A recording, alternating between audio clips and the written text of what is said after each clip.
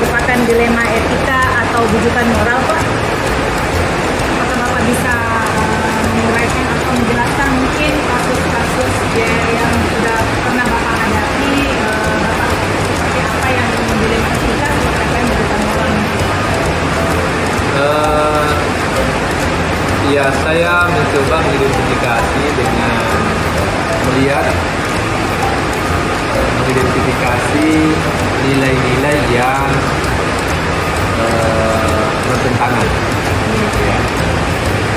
Jadi terkadang nilai yang bertentangan itu kita dihadapkan pada beberapa pilihan. Ya. Jadi ketika pilihan-pilihannya adalah pilihan-pilihan yang sebenarnya semuanya benar, ya maka saya menganggap itu adalah dilema etika. Tetapi ketika pilihan-pilihan itu memberikan kita alternatif benar atau salah, ya misalnya saya pilih A itu benar, kalau saya pilih B itu adalah pilihan yang salah, maka saya anggap itu adalah rujukan moral. Oh, berarti Bapak sudah bisa mengidentifikasi kasus yang berupa dilema etika dengan rujukan moral, Pak, ya? Ya. Saya lanjut, Pak.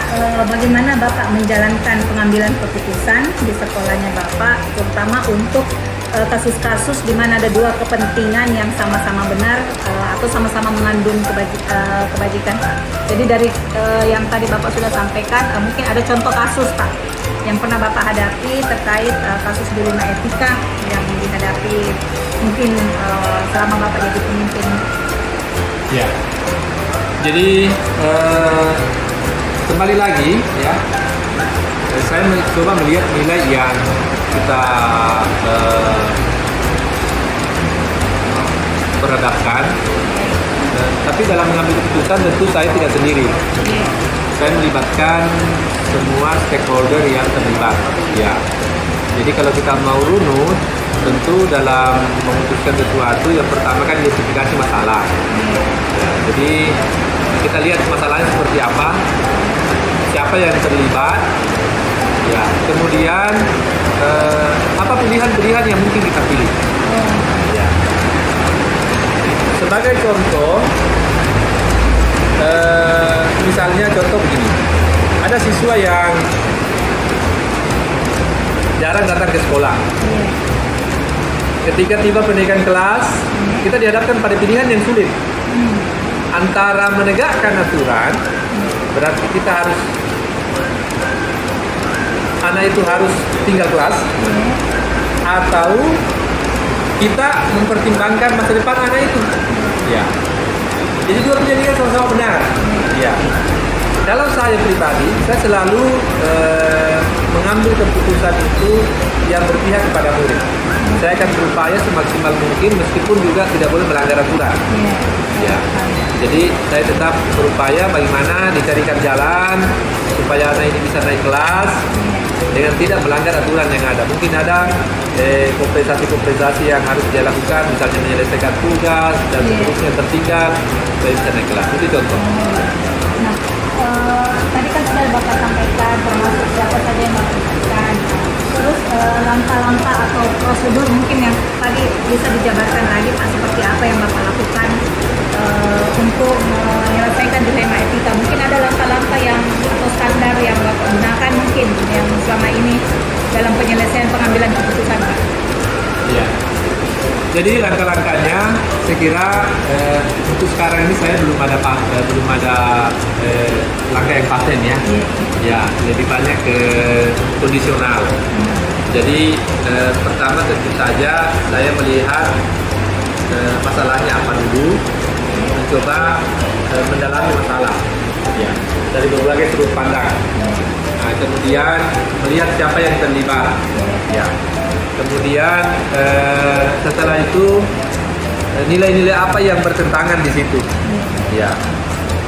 Kemudian semua teman yang terlibat itu diajak untuk berembuk, ya.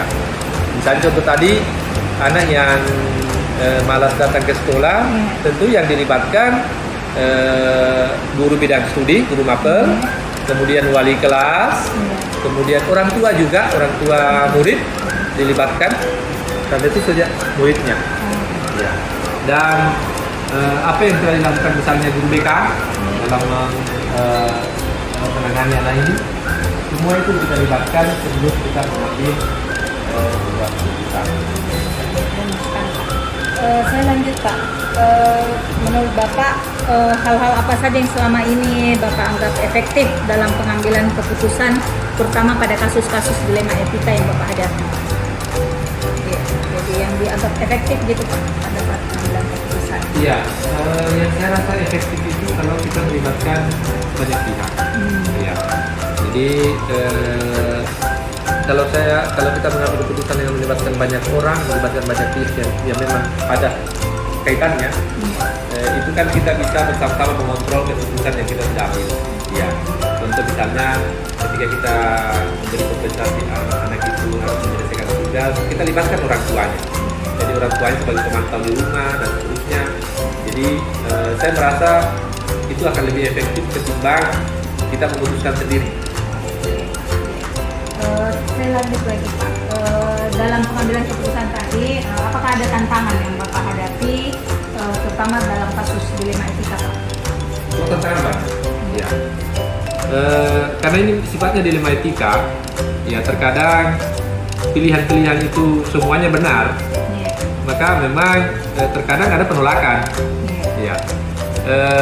Contoh misalnya kasus yang saya ambil tadi, itu pasti ada penolakan dari guru misalnya. Kenapa ada anak yang malas datang ke sekolah dinaikkan kelas kan? Itu pasti ada. Tetapi bagaimana kita mengkomunikasikan apa yang kita putuskan ini, kita komunikasikan dengan baik kepada guru-guru misalnya, termasuk kepada siswa juga. Pasti akan ada penolakan dari siswa juga. Kenapa? Karena mungkin temannya akan bilang, ya berarti rugi dong kita yang rajin ini. Yang malas itu dia pernah datang ke sekolah naik kelas juga misalnya. Ya, jadi pasti ada tantangan, tetapi kembali lagi bagaimana kita mengkomunikasikan apa yang kita putuskan itu kepada mereka untuk memahami. Terus apakah Bapak dalam tadi pengambilan keputusan untuk kasus dilema etika ada mungkin jadwal tertentu yang Bapak luangkan, ataukah mungkin pada saat itu langsung diselesaikan di tempat, ataukah ada jadwal dalam sebuah penyelesaian kasus dilema etika? Misalkan Bapak mungkin membuat pertemuan khusus atau apa, ataukah mungkin pada saat itu juga langsung diambil keputusannya Pak untuk kasus dilema etika? Iya, kalau untuk kasus dilema etika, saya kira ini kan perlu pertimbangan, perlu input. Jadi tidak mungkin saya lakukan langsung keputusan, mengambil keputusan di tempat. Biasanya ketika ada masalah, kita akan rapatkan, kita akan diskusikan. Jadi misalnya ada masalah hari ini, ya tentu kita akan jadwalkan untuk diselesaikan. Bukan begitu ada masalah langsung, karena kita harus kembali lagi tadi saya bilang, ketika ada masalah kita identifikasi dulu masalahnya seperti apa, didalami, kemudian identifikasi apa yang terlibat, ya.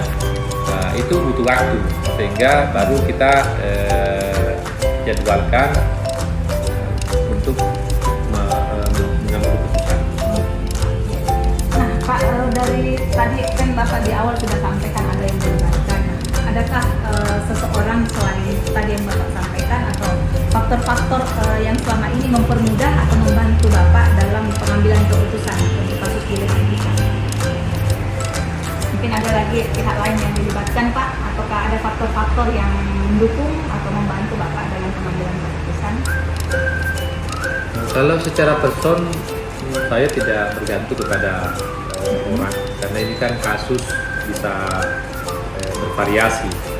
Ya, jadi tergantung kasusnya. Ya, kalau misalnya kasusnya urusan kesiswaan, ya mungkin wakil kepala sekolah bidang kesiswaan akan lebih tahu misalnya.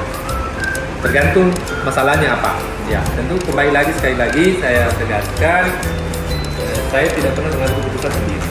Ya, saya selalu melibatkan stakeholder yang terlibat dari masalah.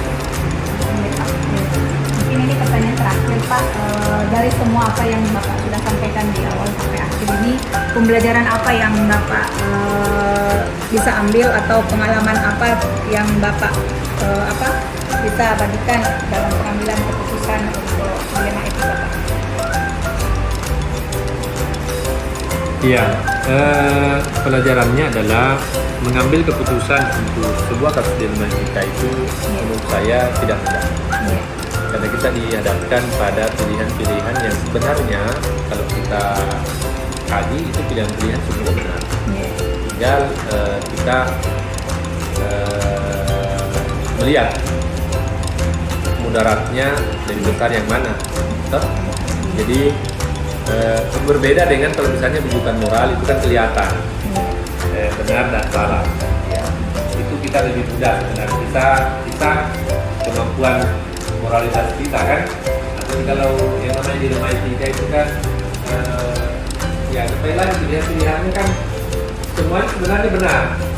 Jadi memang terkadang kita agak sulit. Jadi butuh kebijaksanaan menurut saya ya. Jadi dibutuhkan kebijaksanaan untuk mengambil sebuah keputusan. Terima kasih banyak Pak. Mungkin yang terakhir kali mungkin ada pesan atau ada yang ingin disampaikan untuk kami calon guru penggerak dalam mungkin menghadapi nanti ke depan untuk pengambilan keputusan yang berbasis dilema etika Pak. Ya, untuk teman-teman yang ikut program guru penggerak, saya kira Bapak Ibu ini akan lebih siap sebenarnya. Kenapa? Karena Bapak Ibu belajar secara teoritis.